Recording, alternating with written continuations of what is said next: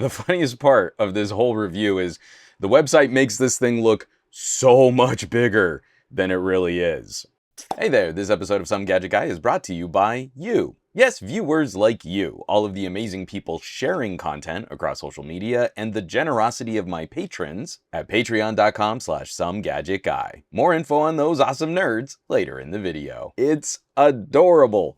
The folks at Unihertz sent this my way to test drive and review the 8849 Mars Mini Projector. This one's pretty straightforward. This is a pretty easy review. The 8849 team has been adding tiny projectors to phones and tablets, so why not make a standalone projector for all phones and tablets and computers that can put some kind of video output signal through a USB-C cable? So that's what this is. SoCKS, an impressive bit of mini manufacturing. It's smaller in almost every dimension than my Xiaomi folding phone folded up. Of course, there's a little projector lens on the front. There's a pair of USB-C ports on the side. There are fan vents, and then there's this fun magnetic ring on the bottom. The ring is almost identical to MagSafe. I don't think that's what the point is, because it comes with this great little folding stand, and there's another adhesive ring included, but I don't think you're supposed to stick it to your phone. I think you can place that ring somewhere you know you'll want to use the projector often, so you can just snap it to that ring, set it, and forget it. Mars has built-in autofocus and keystoning. It's a narrow range of adjustments, but it works really well if you can get close to right angles from your screen or your wall. The projector has two basic modes of operation. Plugged directly into a computer over one cable, you get standard definition playback at a lower brightness, but the Mars stays perfectly silent. Then plugging into another power source, you get 720p video and maximum brightness. Plugged into an outlet or a power bank, the Mars will charge a connected phone or tablet, but it won't put out quite enough juice to charge up a laptop. Connected directly to my Vivo X200 Pro, I ran the projector in standard definition low brightness for an hour, and it drained about a quarter of the phone's battery. Connected to a power bank, it peaks at around 15 watts, so bring in enough juice for a couple of movies should not be difficult, and you should still have a fully charged phone at the end. The image is pretty good. Now, this is rated for up to 3 meters, and you can create a 100-inch TV, but I don't really think you should use it that far away. It's just not gonna be bright enough unless you're in a really dark room. I seriously doubt this is gonna be used much as a professional projector in meetings, but it's spot on for a good travel or camping entertainment device. 720p is a nice step up from the 8849 phone projectors, and you aren't going to be able to see big chunky pixels as easily. Decently colorful, the autofocus works well. It's just a fun little way to carry a portable image creation device. But the fan is kinda loud though.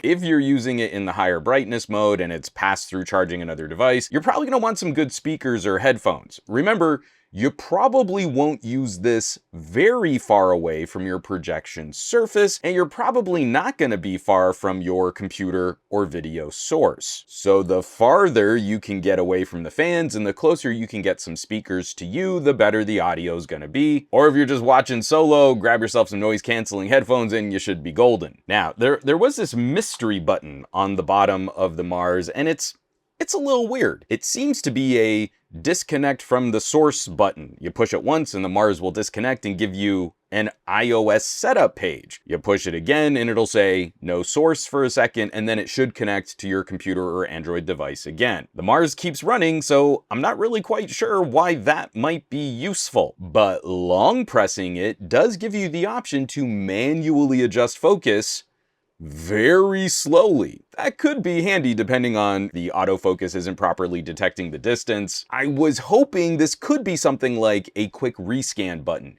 You push it once and then the projector reassesses angle and keystone and focus. There are times you might make just a tiny or a subtle adjustment to the stand and then the Mars might not properly react. Alas, I don't think that button's gonna be much useful, especially in its standard single press configuration. And that's kind of the whole experience in a nutshell. There's no companion app indicated on the 8849 website or in the included instructions. This is super simple, so I'm not expecting it's going to need a lot of support or maintenance, but it's always nice to think that if a firmware update is needed, There should be some way to offer that. I don't know what that would look like here, but thankfully it's not tied to a specific companion app, so it won't become e-waste if the company pulls the app or has to shut down their servers. The only other potential omission, I kind of wish the folks at 8849 had included a case or a bag or something. It's not mandatory. You can easily find ways to pack and carry this. It would have been a nice touch.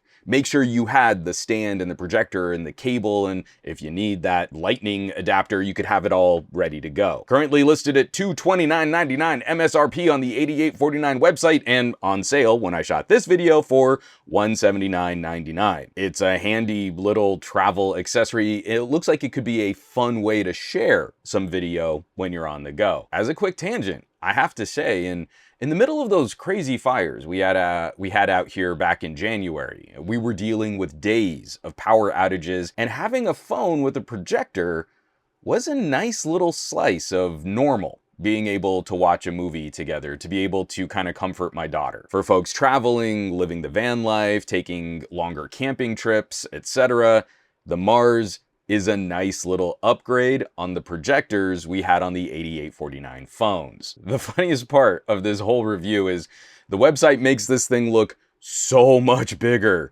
than it really is. And if you would like some tips and tricks on better ways to watch movies from your phone or tablet, I made this video guide using Cinema XR glasses, but the same method would also work here. Hooking your phone up to a mini projector or a portable monitor. There are lots of services that will stream content just fine when connected to another display, but there's one way I've found that will also maximize your phone's battery life. So I will, of course, leave some links down below this video where you can find more information on the 8849 Mars mini projector. Maybe shop one of these bad boys online. As always, thanks so much for watching, for sharing this content. Sharing is probably the most important part these days. Subscribing to the channel, all that fun stuff. I've been having a lot of fun with these accessory videos, and the folks who get to see the results of my testing and reviewing first are, of course, my awesome patrons. All of the folks over on patreon.com/SomeGadgetGuy. This list of names scrolling by on your screen right now, a huge thank you from the bottom of my heart,